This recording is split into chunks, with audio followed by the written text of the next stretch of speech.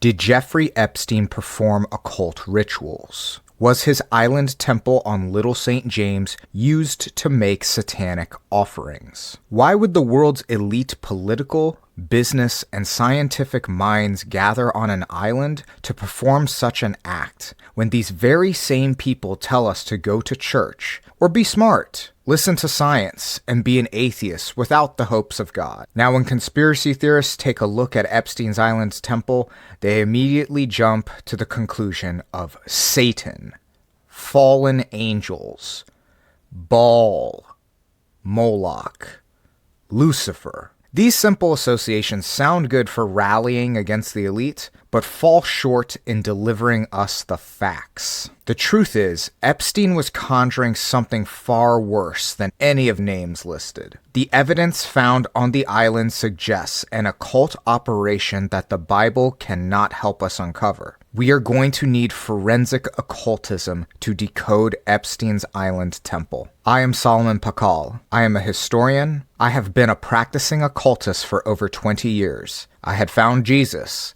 and rejected all magic, then came back to magic after realizing that both the church and mystical texts are lying to us. Join me today if you are tired of simple superstitions surrounding this island temple. If you are serious about the mystery surrounding Little St. James, let us begin. If you want to support my work and research, subscribe to my Substack, the Mystery Codex.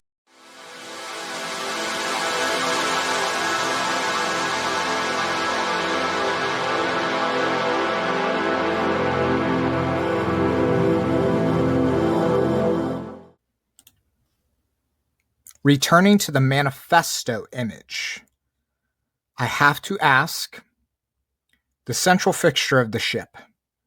What animal does it look like?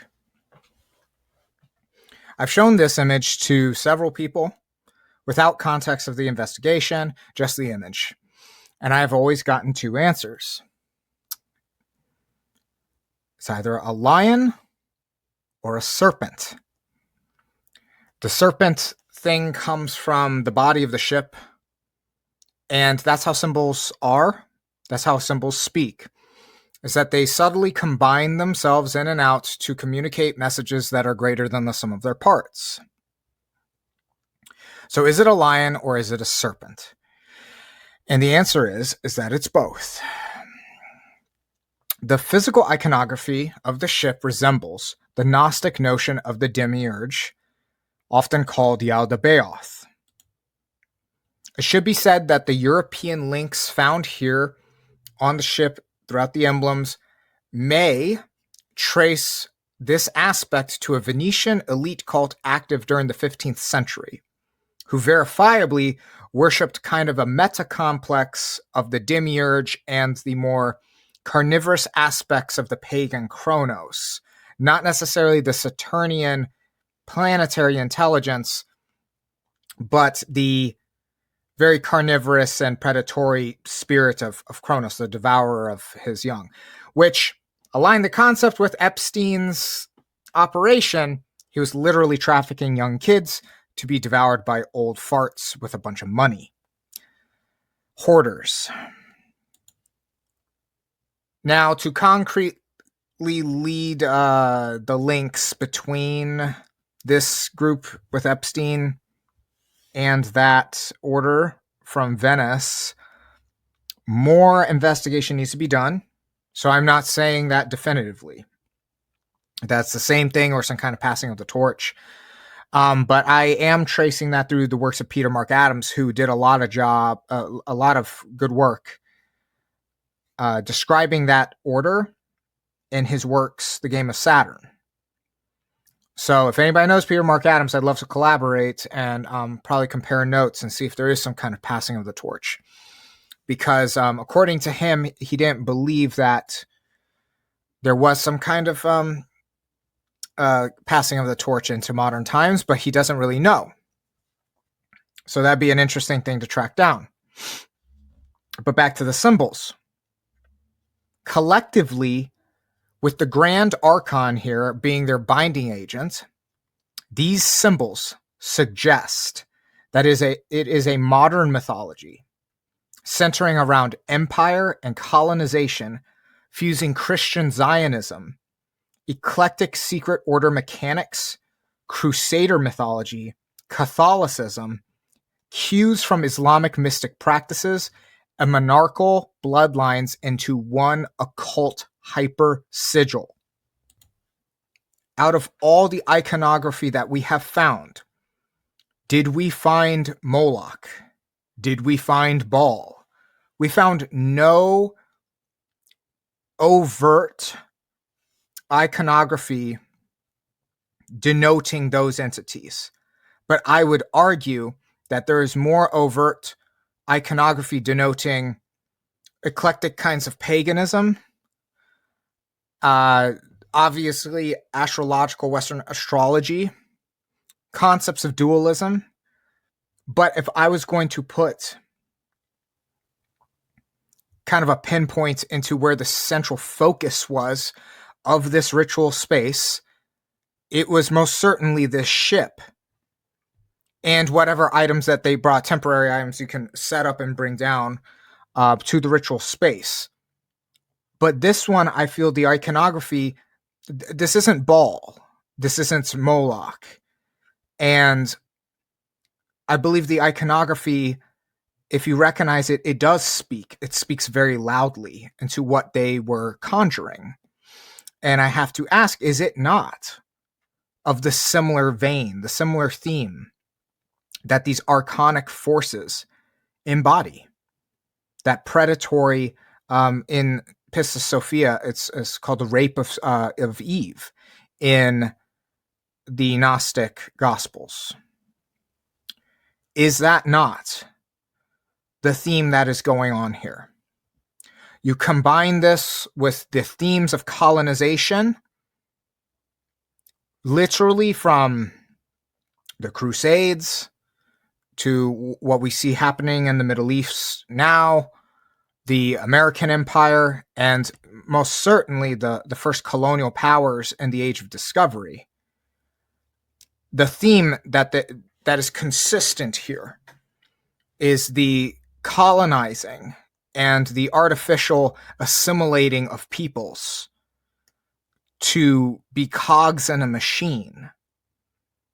I would argue that it is much more archonic than anything that resembles old Canaanite, simply blood, guts, and sacrifice for some kind of frenzied dark god. I believe this is much more systematic.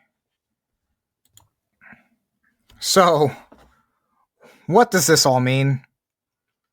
Well, the temple structure served purposes beyond fashionable flexing. I think that has to be said. I think that has to be acknowledged.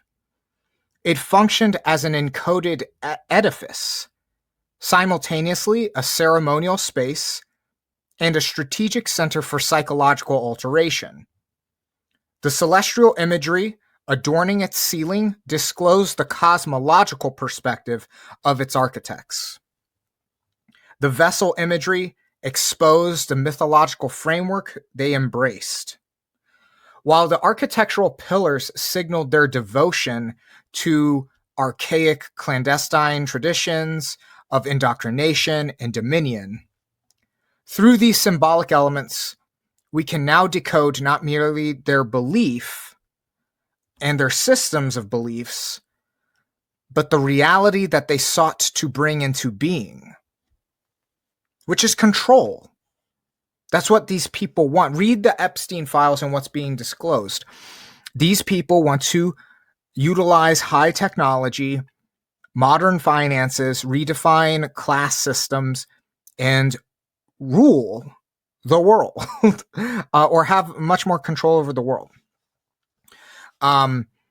Like it would make their trafficking operation so much easier. If what they want to indulge in is the trafficking of children, whether for sacrifice or their sick pleasures, it would be easier to do that when they rule the aspects of freedom. Which right now, despite all the criticisms of the United States, all of this still has to be done covertly. all of this like heinous stuff has to be done covertly. What happens in a world where it is so disproportionate to the Epstein class of economics that they can make it law, that they can pick and choose human beings to use them for however they want? I do have to ask that question. Is that a possibility? Now, I would like to, a lot of people really are diehard about asking, are there links to Moloch? Are there links to Baal? And I will say that in the Epstein files, there is a possible testimony of someone who used to work as essentially a bodyguard for Epstein, who bore witness to one of the rituals. And there was according to this testimony, a bull head mask that was used, but by essentially the priest of the ritual. Now, that's a whole nother study. That, and then the testimony of a woman that had worked on the island had bear witness to rituals as well. And I would like to visit those testimonies as case studies of their own. Now, due to the very graphic nature of such, I will more than likely have to have the dissections of those testimonies be behind the paywall for paid subscribers on my Substack, because it is really just their testimonies. The first testimony anyways had already been, it was conducted by the FBI and it was taken down. It was used to be open source and you could look it up, and now there's a 404 page. But enough people got their hands on it to where it's rare to find, but you can find it. So I will have to review those a separate time. But are there any links to Baal and Moloch? I think thematically, yes. Again, but hold your horses. Again, what these guys are doing is an eclectic, very purposeful, put together system. These aren't amateurs. I don't think these guys are reading paperbacks on magic. I think they have some kind of lineage and practice, and they probably have professional magicians that they don't really have need for looking at like modern paperbacks. I'm not saying they don't, it's not worth visiting those for even the professionals, but I think they have enough of an understanding of historiola and narrative and just the laws of correspondences and metaphysical mechanics to where they could piece together their own system here.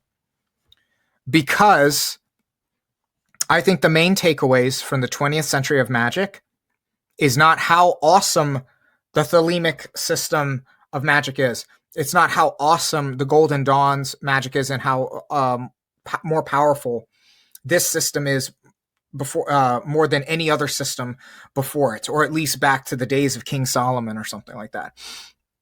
That should never have been the takeaway of the 20th century.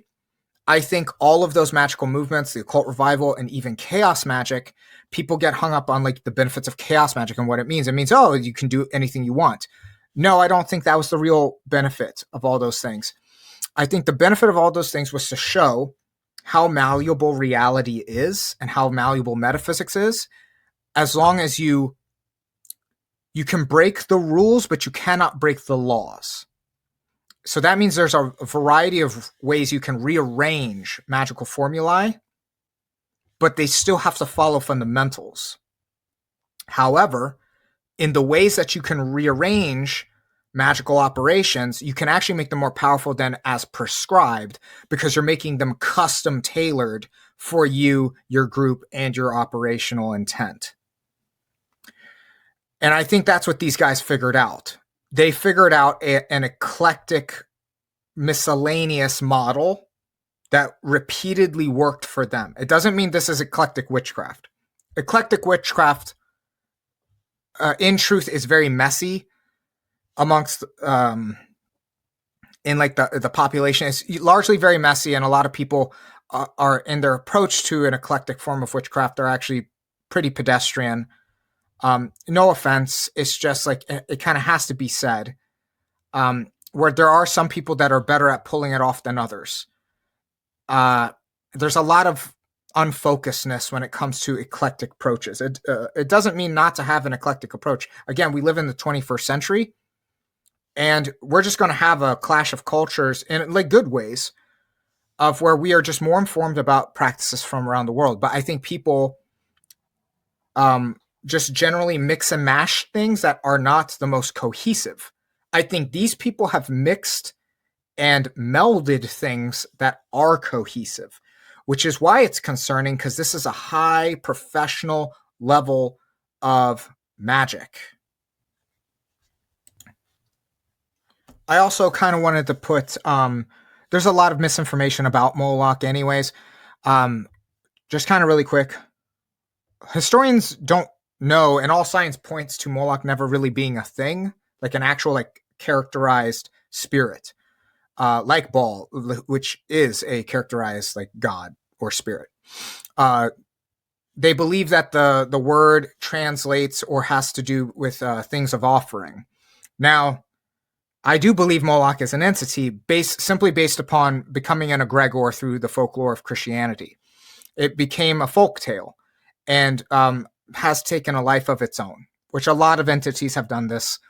But like people want to really, really focus on how Moloch is this evil, dark god that has been there since the beginning.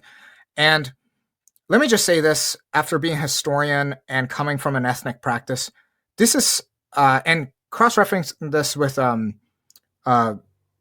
people of the Jewish faith that practice magic. The West, particularly Christianity, has a bad habit of creating characters out of things that were never like had a body or a face. And I think it's because it's easier to hate an adversary and punch and like hate an adversary that you can punch, that you can visualize the good guys beating. So, and you see this with Lucifer, was not an actual character in the Old Testament, Moloch even, and Azazel outside of the Book of Enoch, like in Deuteronomy, it was a mountain pass. So there is this knee-jerk reaction to over-characterize things when it comes to the Christian mythos. And I think that has led us to a lot of misinformation, because like people are so diehard on like the Moloch to Bohemian Grove connection, where Moloch never had an association with owls.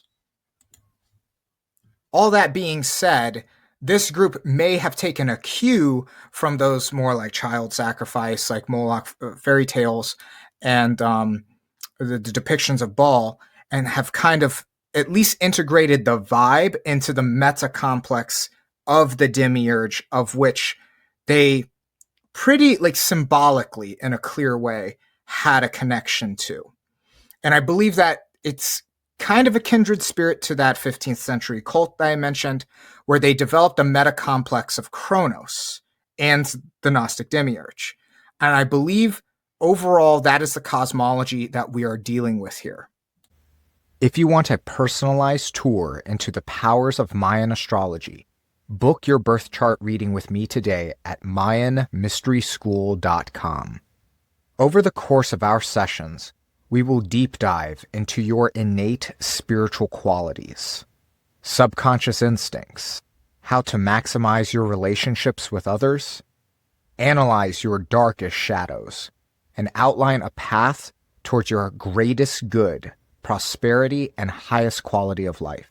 Here I package it all up for you in a custom 60-page plus ebook, as if it's a personally channeled grimoire made just for you, complete with illustration, information, instruction, and ritual prompts for the next 5 years, all based upon your Maya telluric astrological timing.